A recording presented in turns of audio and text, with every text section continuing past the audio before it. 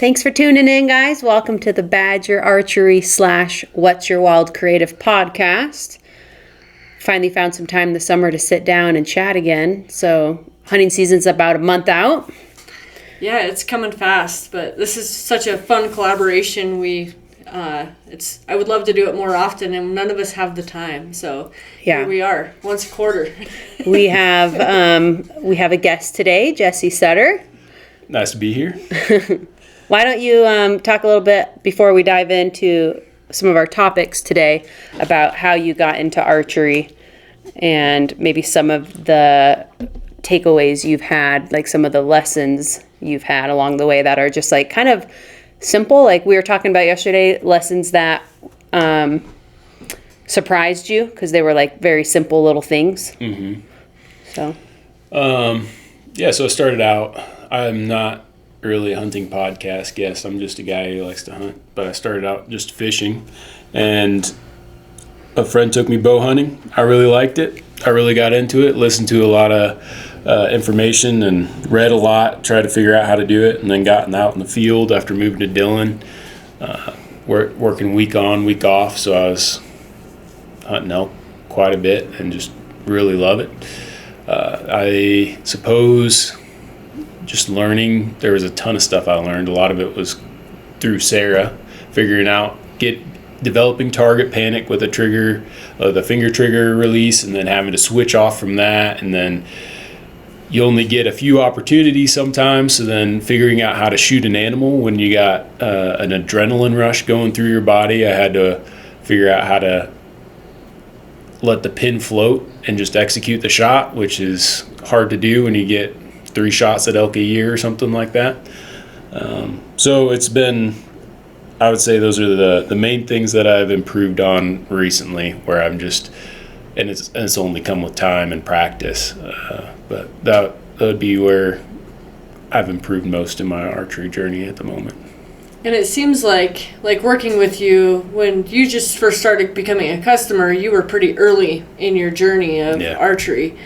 And you kind of just like dove in and embraced it. Like you have gotten into target archery, you've gotten into the, playing around with trying to get better paper scores and all of that. What do you think helped you the most with your shooting?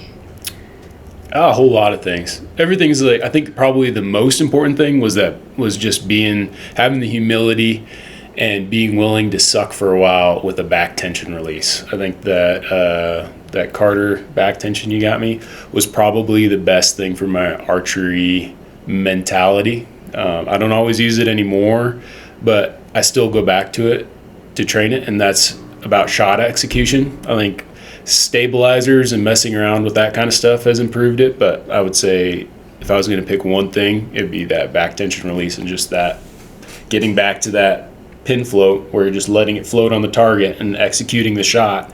It's really hard to do once you start smashing that trigger. So that, like you said, when I first came here, I was using that finger release and I was punching the crap out of that thing, and eventually, and then you just broke me down to that release, and it took a little bit, but once I figured it out, that's where it was a good base for me. I wish I'd have started there. Yeah. So. As far as like it's your first season, you've got a bow, you've got arrows, you've got your questioning broadheads. What would you like tell somebody who's just like, this is going to be their first season hunting? What would you give them for advice as far as how to set up their bow, their broadheads, and so on? Sorry, putting you on the spot. No, you're good. I'd say start out with coming to you or a good bow tech, which isn't as common as you think. I see a lot of guys and they're about 2 inches too short on their draw, and I would say first and most important is to get fitted well, but also to have good form. So there's so many guys who just pick it up and then go, and then they're too proud to ask for help and ask for someone to critique their form. They just want people to think they already know what they're doing. And where I improved the most was just asking for help, and then once you have that, it just saves you so much time down the road. So first off, good form, because as you know, as an archery tuner, it's like you're trying to chase a tune where somebody is inconsistent, it's never going to work. You're never going to shoot well. It's hard to even tell where the hooter shooter will be perfect, but they're tail right and then tail left and then tail up and then tail down. That's going to be the most important thing. After that, I think a lot of I personally move the rest quite a bit, but you have to have that consistency to get to that spot where you get it shooting through paper good. And then for me, I'd like bare shaft tuning because you don't have to worry about expensive broadheads and everything else. Start at 20 yards. If you get that dialed, you can go at 30 yards. And then basically just, it just shows where the broadhead will hit. Like my broadhead groups with my bare shaft, and that's just kind of how it goes.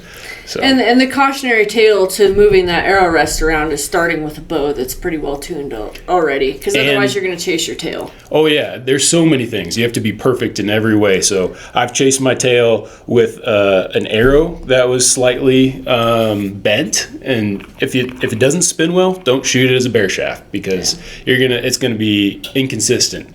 If you're inconsistent, you're going to see any little inconsistency in your shooting with a bare shaft where you have to really execute every shot well.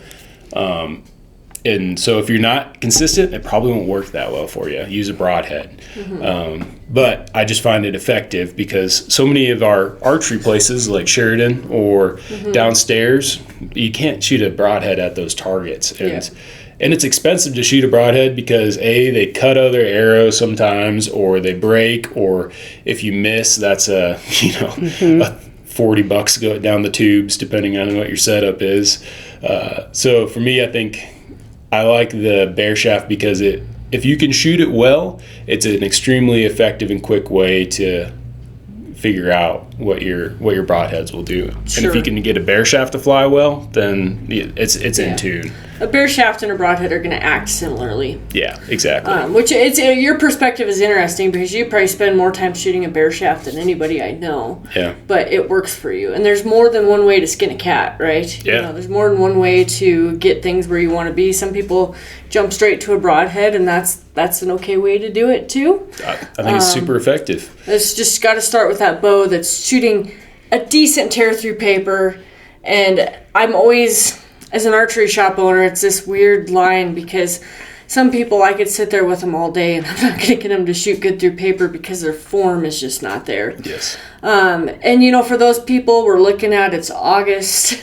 At the end of the day, if your broadheads and your field points should be flying close together. At the end of the day, if you have to move that sight a little bit, I don't think it's the end of the world. No. But because you can drive yourself crazy trying to get them to hit the same hole. And it used to be with bows, we didn't even have some of the tuning options that we have now as an option. Yep. That's kind of where I grew up, was like, well, you just sight into them. And my bow is probably shooting 1/2-inch tear through paper and you just roll with it. So that's where modern bow technology has made things, allowed us to be more precise with our tuning and getting that arrow flying better, which when we start looking at trying to get a fixed blade broadhead to fly, it is super critical to have those arrows flying good, and people are pushing that envelope of distance more and more all the time. I mean, I don't know, it seems like it's not that many years ago where 40 yards was a long shot, and whether you agree with somebody's longer shots or not, that's the direction a lot of people are going. And I think our bows have made it easier for us to do that. But anyway, it just makes tuning and everything so much more critical. Yeah. Oh, for sure. Especially past 40. I mean, 40 yards, you can get pretty close. But if you're going to go past 40, you really need to be dialed to shoot a fixed broadhead, because there's just so many more effects that happen to the arrow with wind resistance and everything else. Yeah. And it's okay if you shoot broadheads, just shoot broadheads and practice with the broadheads you're going to practice with. Because I notice, like, if you shoot a field tip or a mechanical practice head at a target in the wind, it drifts like a couple inches maybe. A broadhead, if you're at 60 yards and you shoot that thing and there's even just a bit of a crosswind, you're aiming almost off the target a lot of times, just because, at least with my setup, but I think most setups, it's just that broadhead is going to catch air, and that's just the reality of it. Yeah, and I don't know if you've experienced this, but I feel like 40, everything's okay, but you start getting to 50 yards with a fixed blade broadhead. I don't care how perfect your stuff is. If you have a tiny, tiny, tiny wobble in that arrow, that's enough to throw you off 6 inches at 50 yards, which is a lot. Yeah. So we experienced that the other day. Yeah. Because we were shooting, and I was like, oh, these are brand new arrows. They're going to shoot good. And because I have been saving some arrows for season time. And there was one that was just shooting funny. And some of my arrows that I had been using were shooting great, and it was the same broadhead. But it had this weird little wobble, and it was like shooting high left. And I was like, what? This is a brand new arrow. And Jesse's like, yeah, sometimes there's just like weird little... One bad soldier in the mix. Yeah. That's why you got to number your arrows too and shoot them beforehand, or some people name them. I number mine. Yeah. Do you number yours? I just do a check mark or an X. Okay. Like check mark is good, X is not. Billy has a system where she makes it T for tested, because she likes to go through and try everything. And if the T doesn't pass, she turns it into a P. And then if she gets one that she's just absolutely hammered, she changes the P to an R for like wreck. So what does the P stand for? Practice. Practice. Oh, okay. Practice arrow. So anyway, that's her smart. system. Yeah. I mean, we all have a different system, and it works for us. So Yeah. What's your personal preference on, maybe it's specific to a specific game, fixed blade versus sure. mechanical? Yeah. I've changed a little bit in recent years, honestly, and I try to keep a relatively open mind. I used to just shoot fixed blades for everything, and I recently have shot mechanicals the last couple of years, and I've been really, really happy with the results on like deer and antelope, and I kind of think that's the direction I'm going to stay. On elk, I still do like to shoot a fixed blade broadhead just because of my poundage and everything. I shoot about 56 pounds. But I do kind of like to carry a mechanical in my quiver all the time, even when I'm hunting elk for like a follow-up shot. Because personally for me, even no matter how perfect I have my bow, I feel like those fixed blades start to get a little funky after 50. Yeah. So, and it doesn't matter how much time and insanity that I put into making sure all of my arrows are perfect, it's just they just don't fly as well. They just don't fly as well. So anyway, I'm kind of drifting towards mechanicals for deer and antelope these days, and fixed blades on elk. But that being said, I shoot a fixed blade at a deer and antelope, no problem. I don't know, I think they're both great. At the end of the day, where you hit the animal matters. No matter what broadhead you choose, anything, where you hit the animal matters. I almost think I'd rather hit something a little far back than hit something in the shoulder, Yeah. Yeah, Oh, it can be deadly. It's been so nice to use the dead nuts target. Yeah. Because you usually have those in stock. You have some more coming in? More coming in, Yeah.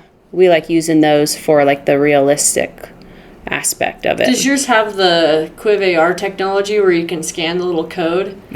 So the Dead Nuts target, they're really nice folks. That I highly recommend their targets, but they have a little code that you can scan called Quiv AR.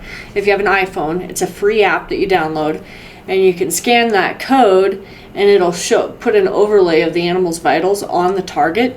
And you can even like turn yourself a little bit towards like quartering away, and so it allows you to really see exactly on that anatomy of that animal where you're hitting, which I think is really useful. Like on a bear, for example, it's way different than what you would think. I would probably, if I was going to spend a lot of time bear hunting, I would definitely study that a little bit. Yeah. Yeah. Those lungs are farther back and smaller, and they just get to such a tight point. It's like if you aim right at the shoulder, it's a pretty small area you can hit. Does it show like the shoulder blade and stuff in there too? And you can add and remove layers. Yeah, so you can remove the skeleton. You can add lungs, remove lungs. You can make it so it just shows the heart. You can make it so it just shows the gut. Like you can make it do anything you want in terms of adding and removing layers, which is kind of neat. Yeah, we haul ours out to like the public land, and we just, because they're light, like they're kind of awkward size. Right. But we just put it in a trash bag, and it's like we'll just go and like set up our own little course and shoot. Have to pull back behind a tree. Yeah. One day we shot over a boulder, and I'm glad I didn't because my arrow definitely would have hit the rock. And it looks like an oak standing there. Yeah, it's not, such it's good so practice. Yeah. Yeah, there isn't anything to aim at. It's just fur, which I really like. You can't really tell where to. You have to choose a point to aim at, and that's super useful because I think a lot of 3D targets suck it in a little bit more to the shoulder than I like. You know, at some point, like it's like it's a 10, but man, it would have killed it really well. Yeah, and you got some cushion from the shoulder because I don't care if it's a fixed or not. It's really hard to get through an elk front shoulder. Yeah. Yeah, and it just replicates that feeling of what that elk's going to look like in your pins too. Yeah, and not having a spot to aim for, just picking a spot like on a like looking at the shoulder, getting like a little shadow or something. Yeah, it's different. I think shooting at like a target's really nice. I do it all winter long, and it can really improve and get you really dialed. If you're shooting a Vegas face, I think it's very useful, but once season comes, it's also nice to have. You're not going to have a yellow dot that you're aiming for. Right. It's you just have to aim on fur and pick a spot still, which is can be tough to do. I think if you're just aiming at the whole animal, that's when you miss as well. Yeah. But what do you run for broadhead? Are you going to run for broadheads this year? So I'm like you. That's why I like tuning them where I don't have to move the rest. Like if you can get to that spot where you can have I like having fixed. And I like having mechanical and maybe a hybrid in there. And I want them all to hit the same spot. And so for me, it just kind of depends. I'm going to do the Grim Reaper Micro Hades. I'll have a couple of those in there. And I like that for if there's any, because I think they're good at some things than others. So if it's like a quartering 2 shot, if you have time to think about that, or not quartering away shot, or through grass-ish, you know, like if you're worried about if it's like there's some grass, I think a fixed is much better at not deflecting. If you don't want to shoot through grass, but if there's stuff in the way that's not really going to affect the arrow, but it can open a mechanical. And then I'm going to use the Fatal Steel probably is going to be my mechanical. And then I might have a hybrid in there, like an Evolution, just because they fly really well out of my bow. And get the best of both worlds where you still have a cutting area and you also have the big wound channel. But the Grim Reaper Micro Hades is a favorite broadhead of mine. I really like it. It's tough. It flies good. Has a good cutting diameter. Yeah. It's like I like that 3-blade for being able to get a blood trail. I've tried the single bevel before, and lots of guys use it, and they're great, but I could not get a blood trail out of those usually. Yeah. Penetrate like great. I got through an elk quartering away, and it went through his opposite scapula and passed through, but I didn't see any blood. It's also amazing how sometimes things just don't bleed. Yeah. Like, it's not even a well-placed shot. It takes them a while too, because those elk are so big. Like they have to fill up that entire chest cavity with blood before it leaks out. And if you're a little high, it's even higher that has to get up and I out. found that shot that's a little high. A lot of times you don't get any blood. It's sure nice when you watch something tip over, because then you don't have that stress. Yes. Trying to be like, all right, where did he go? And then following hoof prints, that is fun. No. So that's where I do like a hybrid or a mechanical, just because, or that Micro Hades I think is good because instead of a single bevel, you got 3, and it's really disrupting the skin at least, you know, like especially that exit hole is going to be pretty decent. So, and it flies well. I think, I mean, you're kind of balancing that cutting surface with crappy broadhead flight. Like if you have any wind with a big broadhead, you're going to have to aim off, and it's not going to fly as well, I think. I feel like there's a give and take with just about everything in archery. You gain one thing and you give something else up a little bit. That's where I struggle when listening to people, is they're always like, this is the correct way. And it's like, well, it's balance. You know, there's so many, you're going to give something up to get that. Like FOC, you're going to lose trajectory. Like you better, like trying to take a 70-yard shot with 30% FOC, it's going to be like a parabola. Or an arrow that weighs arcing 500 grains, 550 grains. Yeah. And you lose so much forgiveness. I mean, it's one thing if you're going to shoot 20, 30 yards and you want to build a heavy arrow. I think that's great. I think it's great for whitetail hunters. Yeah. For sure. But having some forgiveness and speed, I think, is important. I think there's a balance. I think, personally, some of those lighter arrows out there, I think they start to get a little fragile. Mm-hmm. So having an arrow that's kind of in between on weight, I think, is smart, and something that's going to be relatively tough. I mean, they're not indestructible, but relatively tough and still have decent speed. Yeah, mm-hmm. I agree with that. Just from personal experience, like it passes through an elk fine. It doesn't have to be 500 grains to pass through an elk, and I think it's mostly about accuracy, like you said. Like if you hit it where you're supposed to hit it, it's going to die. But and you want to, and so to do that, you want to have good forgiveness. I'd say on distance wise and also front and back, because you don't want to gut shoot or hit the shoulder. So it's all about that hitting it well, and that's it. Doesn't really matter what broadhead you use to some extent, as long as it spins well, it shoots well, and you practice with it. Yeah, it's interesting. I've been doing this long enough, just watching the trends and everything, and every year or two it feels like there's different trends, and I'm not saying that any of those trends are a good or a bad thing. Like, I try to keep a fairly neutral view on things, but it's I feel like the last couple of years the industry is maybe settling on kind of staying in the middle a little bit. There's been a little bit of a trend towards lighter arrows again, which I don't think is necessarily all bad. I think having some speed is good, but I think some of them, I'm like, man, I think I'd shoot that at an antelope, but that arrow is pretty fragile. So they're like trying to get 230 feet per second with a hunting rig, and it's like 3. Yeah, exactly. Yeah, exactly. 330. Thank you. Yeah, not 230. Yeah, like 330 or something crazy, and they're sacrificing something to get there. Like you said, it just becomes more fragile, maybe, and maybe not. I'm sure. Like, again, if you hit it in the right spot, you really don't have to do much. If you're hitting in the lungs, it's there isn't much to stop that arrow. They're mostly air. Yeah. And one thing too, when you're chasing speed, is I would never have that luxury, but having a 26.5-inch draw length and with 56 pounds, it's not a problem I have. But some of these guys with longer draw lengths, higher poundages, really chasing that speed, that fixed blade can get a little harder to get to fly when you start getting too fast. So most of the guys, I think a lot of people talk about trying to stay about 280, and I think that's reasonable. That's right where I'm at. You start getting too much faster than that, and that broadhead sometimes doesn't cooperate as well. So or someone like Draya, it's like she doesn't really have the ability to go much faster than that. Yeah. But it's super effective. A fixed broadhead, and with your setup, it's just you can mess around with some things, but at the end of the day, there's a limitation with a 50-pound bow, 60-pound bow, and your draw length. I'm excited for those skinnier arrows this year. I'm really curious. I'm just excited to see how my whole new setup works. And I haven't had this level of confidence before shooting that evolution, and I think I'm just going to stick with it for hunting season. That's what I shoot. And those Striker V2s is what I use, and they've just done well. They slice well, but I'm really curious to see how those thinner arrows do. Yeah, absolutely. Makes sense. Physics, you get better penetration, you get less wind resistance. I think Western Hunter did a study with it, and they saw a measurable change when they chose a skinnier arrow as far as wind deflection. So you become more accurate. That's great. And if you can penetrate better, especially with that poundage. I'm always shocked at how well a 4mm arrow penetrates. Yeah.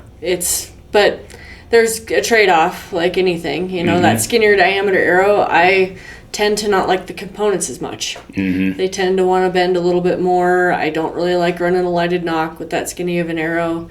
But when we have somebody who needs all the penetration they can get, a 4mm arrow is the way to go. And you just give up some things. Exactly. And I think that's that's what they should say every time, when somebody tells you to do something. It's like, all right, you're going to lose this, but I think it is outweighed by the benefits you gain from this, because there is always something that you're going to lose. And I don't know. For me, I'm like, I just try stuff, and I try to also listen to, like, I don't get the luxury of getting to kill a lot of animals every year. I mean, I usually get several, but it's it's interesting to listen to customers. Like every broadhead I sell has a whole bunch of good stories and maybe one bad story. Yeah. And why that story was bad, was it the broadhead lacking to perform, or was it the shot? Yeah. It's hard to say sometimes. People like to blame the broadhead. I kind of think a lot of times it's just a shot that wasn't quite what it needed to be, and sometimes they just are tough animals. Mm-hmm. Sometimes I'm surprised how difficult it is to get something to die, and then I've had times where maybe my shot wasn't as pristine as I would have hoped, and the animal runs 50 yards and tips over. Yeah. It's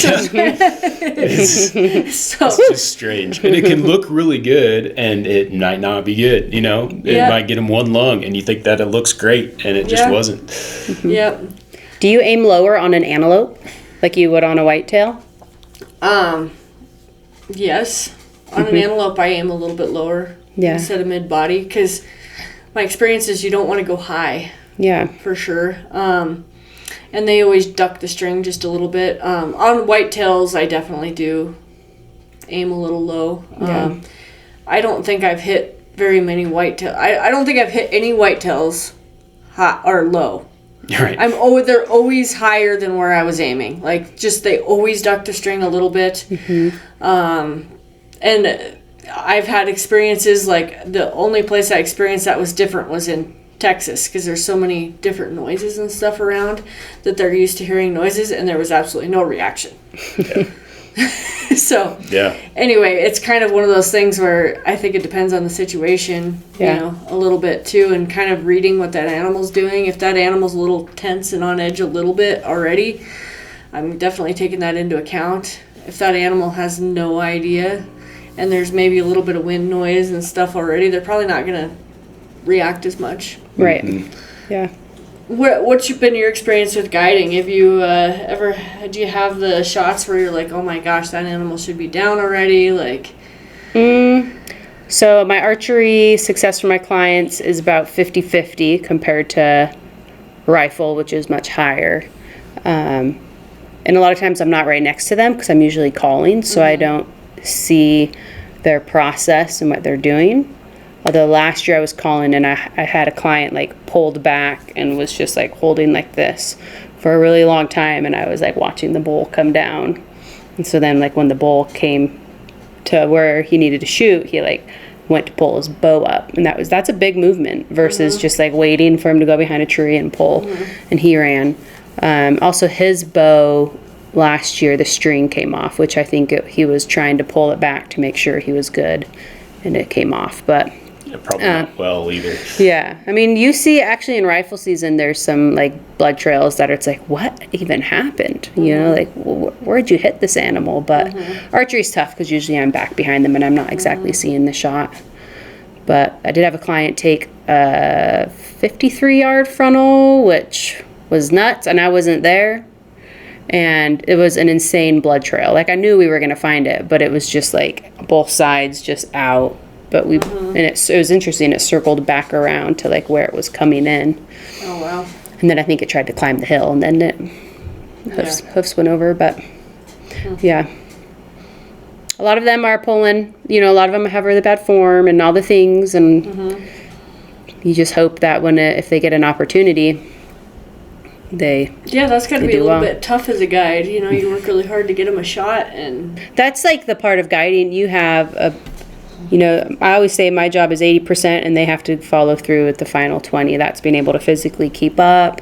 That's being able to like make a good shot, be able to maintain their composure. Those are the things that are like completely out of my control, and that's tough. And I remember you used to getting like really frustrated about it, but not anymore, because it's like, okay, well, I did exactly what I needed to do. I put an elk in front of you. It was 20 yards away. It was 20 yards away. Were on him.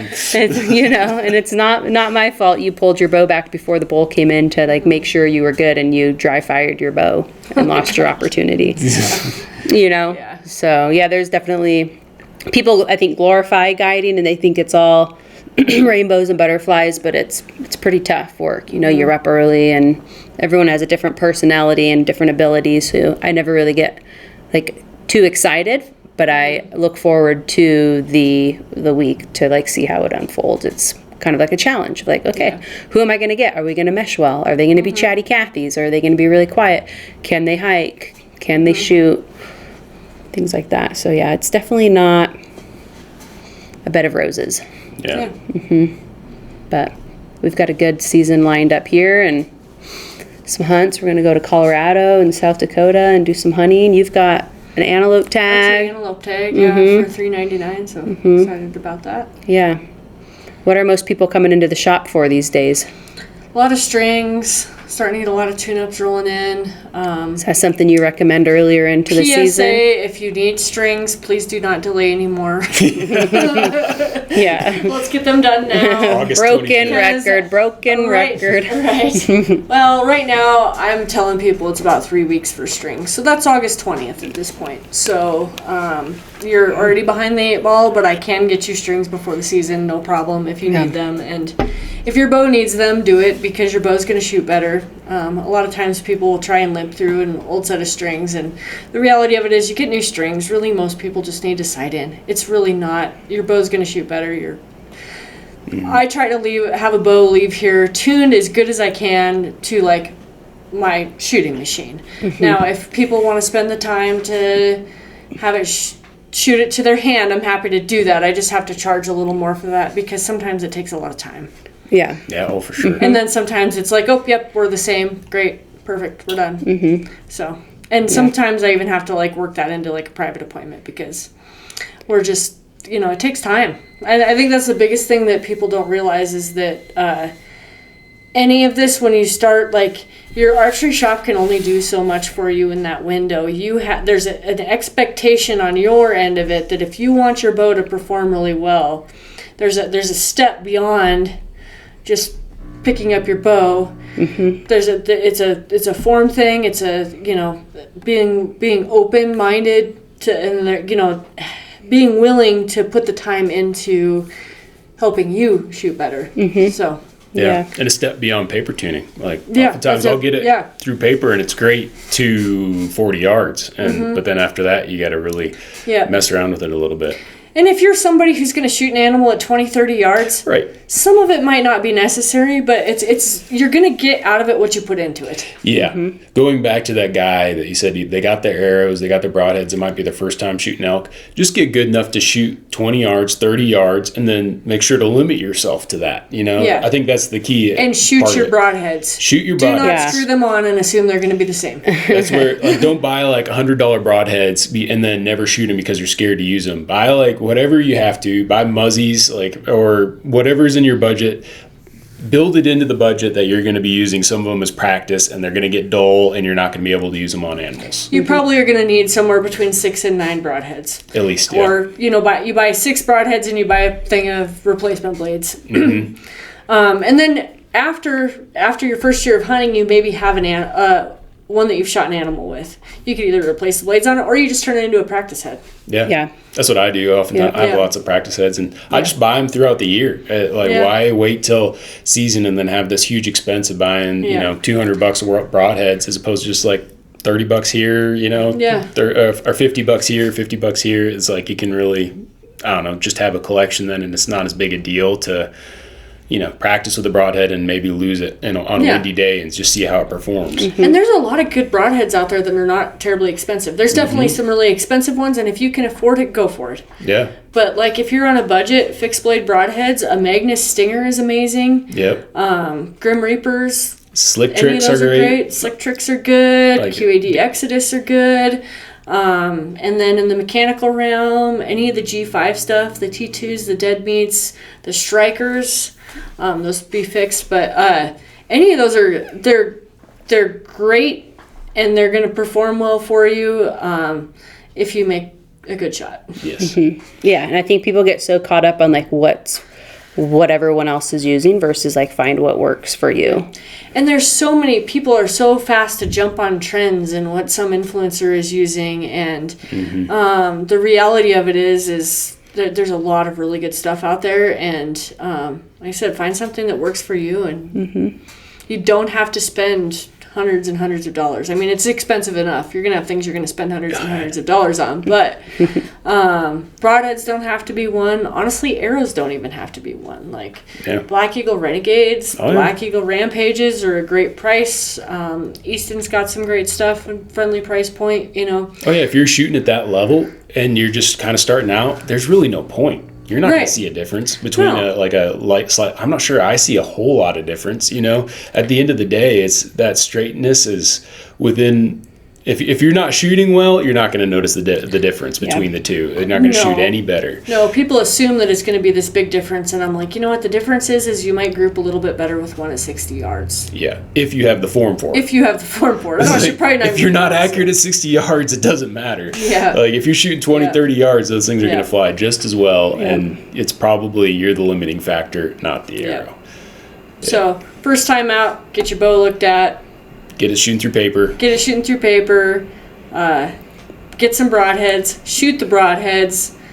Ask some questions. Maybe you might have to move your sights to it, but you know, talk to somebody you trust, and you know. And maybe use a mechanical if you got the ability. Yeah. I mean, it's a whole lot less tuning and it's a whole lot less pain, and they work great. Like if you got wind or if you got longer distances, like even 40 yards, or you just don't have a lot of time to tune, a mechanical, I think, will kill an elk. I still prefer to shoot a fixed blade on elk, but I know a lot of guys that kill them with mechanicals. I shot my cow last year with a G5 dead meat, and I shoot 56 pounds, and it buried to the fletchings. Yep. So, that being said, I told you I was going to shoot fixed blades on elk, but you know what? If there's a mechanical in my quiver, I might shoot it. I don't know. If you're accurate with it. Yeah, exactly. It's not necessarily one or the other. It's interesting because, like, I've had a couple people shoot mechanicals on elk, and there's going to be somebody that's going to be like, oh my gosh, how, dare could somebody ever do that? I had a guy that bought a big cutting diameter mechanical one year, and he told me he was going to use them on elk, and, I'm not going to tell somebody what they should or shouldn't. I mean, I'll give advice if they ask, but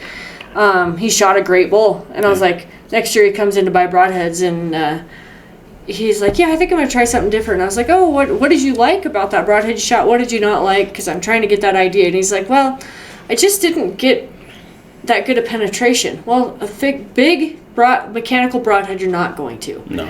And so I was like, oh, well, how far did your bull go? 40 yards. Yeah. Oh, sounds like you better change things up. Yeah. So you want him to drop in his tracks is what you're saying. So anyway, I mean, there's that give and take a little bit. You're going to give a little bit of penetration up if you shoot a big mechanical, but if you run a little bit smaller mechanical, another one that a lot of people are running is the Beast. I think that's a great head too. I like G5 T2s or dead meats are a good head, and you're just not going to get as good a penetration out of mechanical. And some of the blades maybe aren't quite as tough, some of that kind of stuff. But I think it's worth investing in. If you make a good shot, it's not like you're going to, if you make a good shot, the broadhead should do its job. Yeah. So. I wouldn't do a rage or anything, but like a fatal steel is good components and that kind of thing. And that fatal steel doesn't have a giant blade to it, which is kind of nice. I like that. I think that fatal steel on an elk could be a good broadhead to run. Yeah. Yeah, a lot of people would say that's terrible and we shouldn't say that. But at the same time, I think it's better to shoot a mechanical well than a broadhead poorly. And a lot of guys just don't have the consistency, the time, or the ability to really get a broadhead flying well. So if they're shooting at an elk at 50 yards because it's really tempting. An elk looks really big at 50 yards, but that thing just takes a sharp turn to the right halfway through. I think it's far better to shoot a mechanical at that elk if it's accurate because and if you make a really good point. If you haven't put the time into tuning your bow, tuning your broadhead, working with your broadheads or anything, there's nothing wrong with shooting mechanical.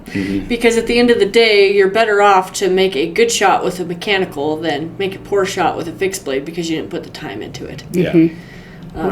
And I've had people where they come in middle of the season or whatever, and they get to camp, they screw on their broadheads for the first time. I mean, this is not what I'm advocating for people to do, but it's life. It happens. I have an antelope tag in 2 weeks, and I don't even have arrows built yet, so I'm not going to judge anybody. But what I'm trying to say is they get to camp, and then their broadheads weren't flying as good as they hoped they would, so they come see me, and I look at their bow, and their bow needs help. There's a lot of stuff going on there, and it's not a situation where they have time to order strings or they have time for me to do a tune-up, and I'm like, here's some mechanicals. Yep. It's like, might be the difference between going hunting and not, or at least being accurate and not. Yeah. And I mean, preparation is very important, and I'm not trying to say that me not being prepared is a good thing, but just sometimes life happens, and for those people that aren't prepared, because they're out there, and I see a lot of them that haven't been practicing all year, and I get it, life is busy, but yeah, I would say mechanical can be a really good option because it can save your butt. It's gonna fly. Yeah, it'll be a little different than a field tip. But you still shoot them. There's practice heads you can buy for pretty cheap. And some of them come with a practice head even. Yeah, exactly. And you can see what it looks like. It shouldn't be that much different than a field tip unless it's really out of tune. And if you can shoot it through paper, a mechanical should work fine, I think, 90% of the time. Yeah.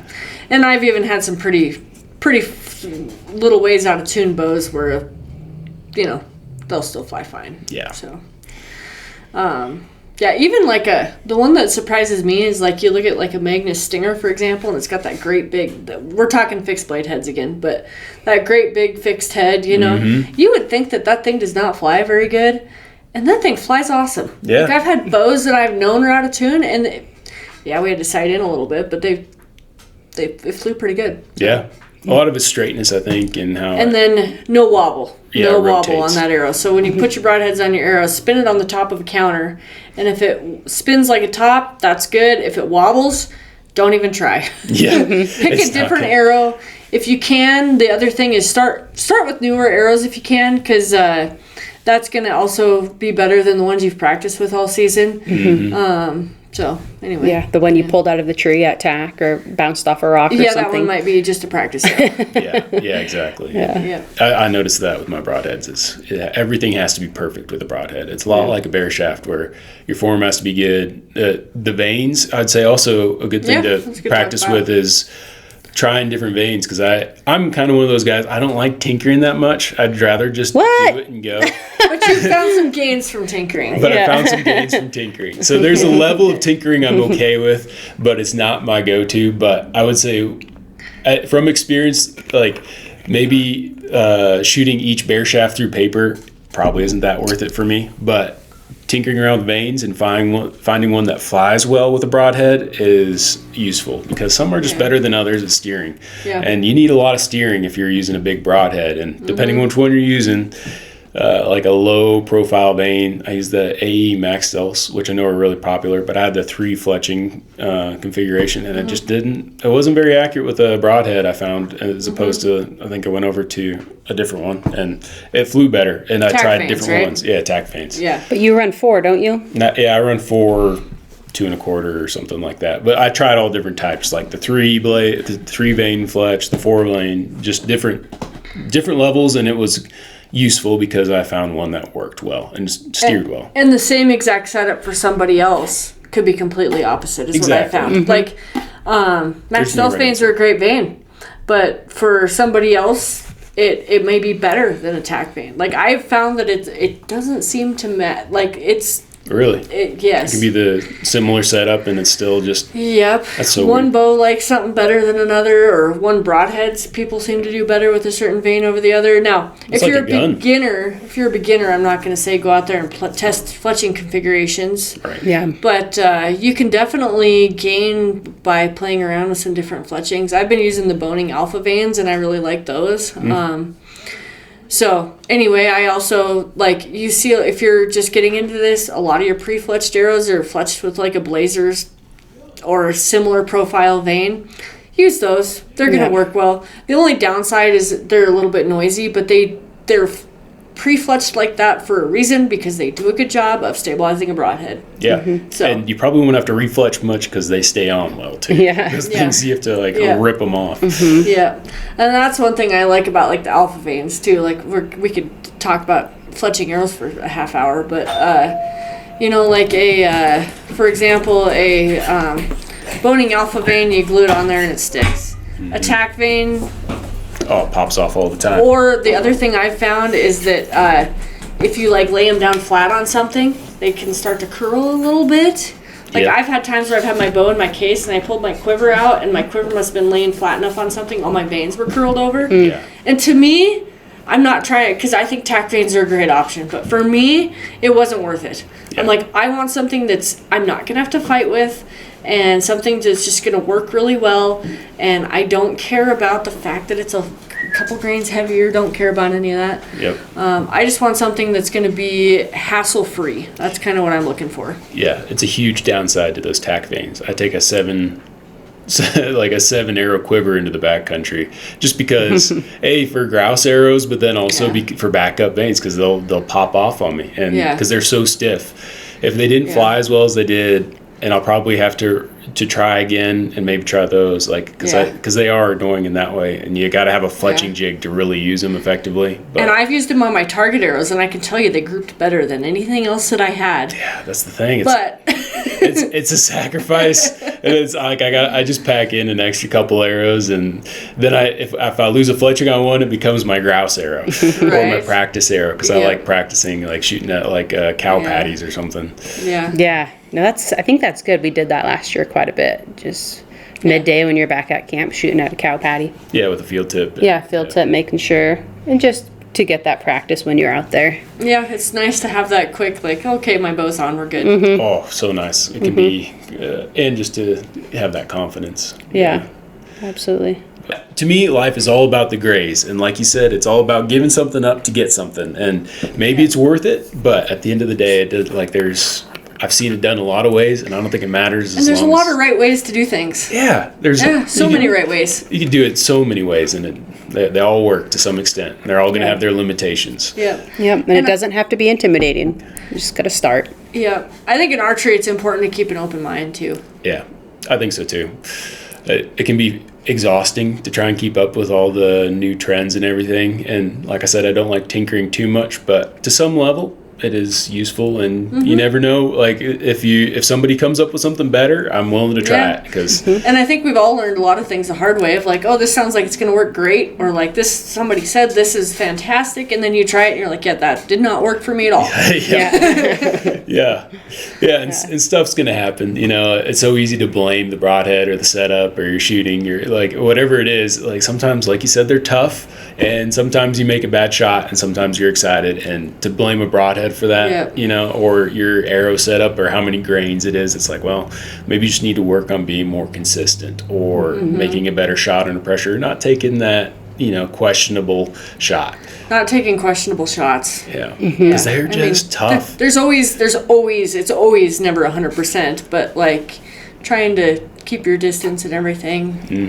Because I mean, a couple inches of air is a big deal on an antelope or a mule deer, or you know, in elk even for that matter too. I mean, you really don't have that much to work with, and if they move, and their breathing's a moving target, so their lungs are changing.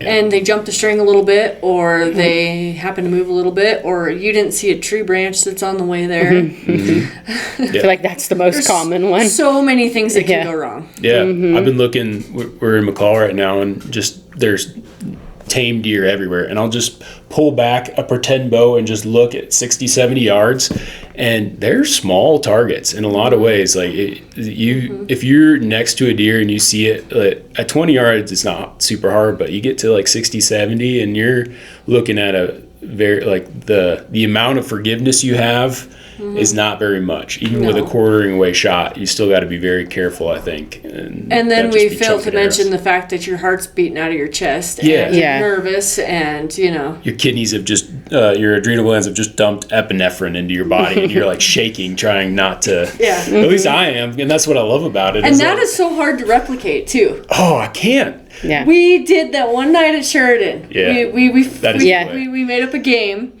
where we shot at 3D targets, and you had a minute to like go shoot 3 3D targets along a trail, and you kind of had to run to make it. And so that was like, you had that intensity of like feeling like you have to rush. Yep. And you could range if you wanted to, but the reality of it is you didn't really have a lot of time to. And you're running a little bit, so your heart rate's running a little bit, and I'm way. like, okay, that was close to how it feels. It is close. It's close. Especially when you want to beat Jesse. The competition aspect. Everybody's looking at you and shit talking to you. Yeah. Yeah, that was fun. We were big kids. But Yeah. Hannah loved it. Again. Yeah. There's some drills you can definitely do, but I still find I struggled with a hinge release because I just hit high on animals and I practice fine. And I just learned I can't shoot a hinge release. I still don't know what I was doing. I was probably ripping it or something in my excitement. Right. I can shoot them fine with a back tension or a thumb release, but with a hinge, it didn't work for me. But you only get so many opportunities to figure that out before. And sometimes you figure it out the hard way. You almost have to. Yeah. Yeah. And you might get one shot a year out of like a big elk. And if that's how you figure it out, it sucks. So it's just hard to replicate. I've struggled, but that was probably the closest I've come. Where outside of like an archery competition where you're just excited, and nervous. Yeah. I was the person for a long time when I first got into archery and living in Colorado, where I would just like shoot my bow. And once August got here, and would just like, oh, that's good enough. Like I would literally go out and just like shoot like 4 rounds, and the group would be like this, oh, that's good enough, it'll kill an elk. That's in the vitals. And those were the years where I missed a lot of elk, like at close range, or I would hit them in the shoulder blade or in the leg, and that was like my one opportunity I'd have. And we were driving to Colorado, I think, and we were having the conversation about how it took me to start basically hanging out with Jesse and coming into the shop and being around the community of archers that I finally got into a space where I was like, okay, like I'm open to learning. Because before I was just kind of like in my own little bubble, not aware of how much information was out there and how many resources were out there, and like, oh, I can like get a new release, or I could get some new strings, or I could do this, or maybe I should fix my form. And it's kind of funny to go from like that very little mindset to being like, oh, okay, like, hey, you should try this release. This thing's awesome. And to all these little different things, and then being kind of like surrounded in that community of people who like want to learn and want to grow. Yeah. And now it's like, let's hopefully can connect on some animals this year, but like archery's fun. I feel like I'm shooting the best I've ever shot, and having that open mind to be able to like take criticism, or to learn or to try something new has been really beneficial for myself, at least. Yeah. And to change things up. Like you had that release, the thumb release, you really liked it, and then because it had a good sear in it, and then you kind of developed some target panic.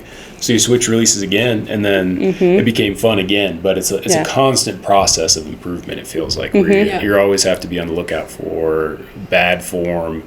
Yeah. Your mind just wants to second guess you every time. Well, and like it sounds like you run into this guiding too. It's like having yourself mentally in a space where you know that you can perform under pressure. I know that if I'm shaking like a leaf, I'm probably not going to make the best shot I've ever made in my life, but I know that I can get through it and make a shot. Yeah. I don't think sadly, I think there's a lot of people that are just completely lose their minds. Yeah. Like, don't even look through the peep. Yeah. And that's kind of sad that it's that way. And I think that's where we start. I always find myself drifting back to a technique conversation, and, whatever blueprint you choose to follow to help make you better, like there's, Joel Turner's shot IQ stuff, I kind of, when I'm helping people through it, I honestly have kind of my own way of helping them through it. And just trying to get yourself to where you can perform under pressure. And for some people it's just, practicing shooting off against their buddies. Some people it's, shooting year round, and some people there's actually some people that are like, yeah, the more I shoot my bow, the worse I get.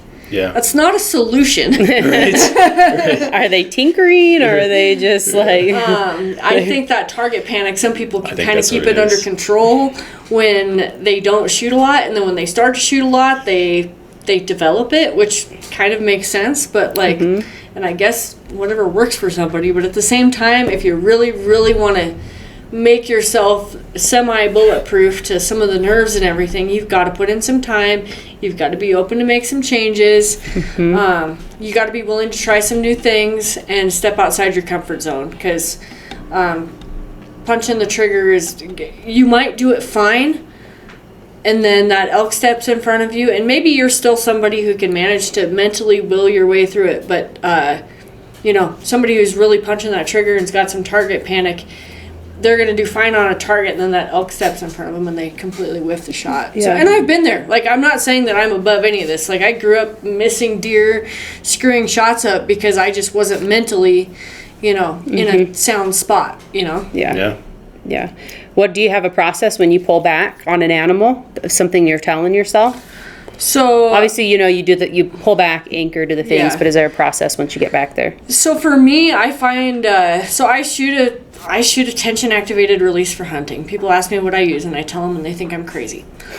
For me, it works. For me, it's what I'm extremely comfortable with, and I find that my release goes off a little easier when I'm hunting. So for me, I'm not letting off my safety until my pins are in the vicinity. That way, if it goes off a little hot, it's still not a bad shot. It's just not my best shot. And for me, mentally, I've got my range. I've got where I'm holding. My mental is honestly, it's so simple. You're gonna think it's crazy. It's just pull, pull, just pull. That's my job. My job is to pull. Yeah. And it's so simple that it works. Like, if I'm under pressure, even like shooting in a tournament or whatever, it's just pull. That's really, I've got my system so broken down and enough past my, I just look at where I want to hit and pull. And that pin will take care of the aiming. The subconscious aiming will take care of itself. It sounds completely backwards, but that's what works for me.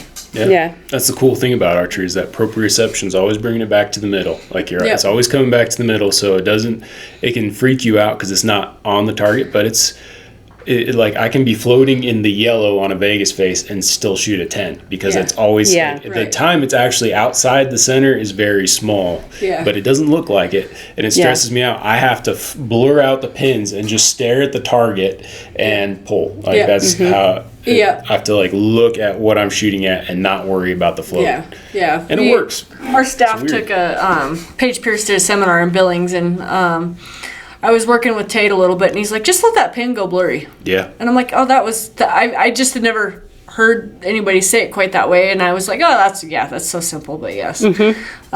So for me, if I hyper focus on my pin or on aiming, I start to move around a lot more. And if I just like focus on pulling, as simple as that is, I do so much better. My pin steadies up and everything's good. So we could get into a whole nother discussion on like all sorts of things. But I've really enjoyed that though with the new setup. It's just the pull and just focusing on mentally. that. It's and so it's easy like, just to pull. Yeah, and it's like, be kind of floating around going, and it's just like, don't focus on the movement, just pull. And I'm always surprised that, like how Jesse said, it always comes back to center. Yeah. And sometimes I think those shots are horrible because I feel like I'm trying to control that float. I'm like, oh, nice. Actually shot really well, even though I felt like it was moving a little bit. Yeah. Because I was just pulling through. Yeah.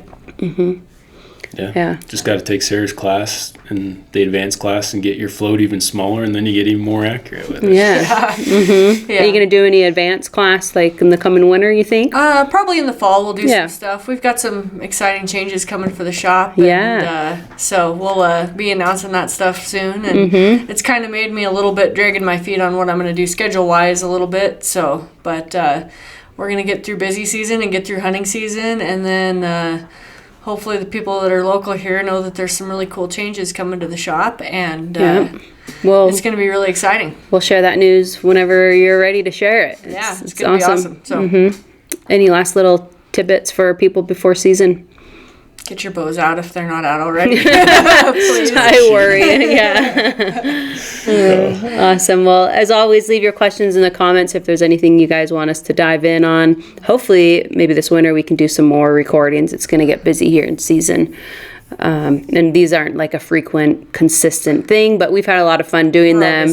We're all busy. But if there's certain topics or questions you have, leave them in the comments. And of course, hit that subscribe button on both Badger Archery and What's Your Wild Creative.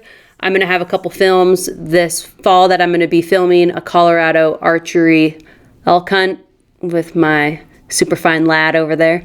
And then we're also going to South Dakota to chase mule deer with Jesse's bow, and then I'll have a whitetail rifle Awesome. tag. I'm excited. Your films are so cool. Thank you. And I love, there was a couple of them I've watched and I knew they weren't successful hunts because I heard about it, but I was still like, oh my gosh, like, this is so exciting. And I'm so excited for you guys to get, like, an actual, like, some kills. I know, it's going to happen. It's going to happen. Like, I've got a bear film launching, premiering on the 4th. It's a woman's bear hunt in the Frank Church Wilderness, and I'm just going to put it out there. We didn't have a harvest, but it's a great film. It's more really directed towards women who want to get in the backcountry hunting space and feel intimidated. And so that's a film coming out, but we're due for some harvest, and I think this fall we're going to get there. And so, thanks for tuning in, guys, and hit that subscribe button so we can keep doing this. Awesome.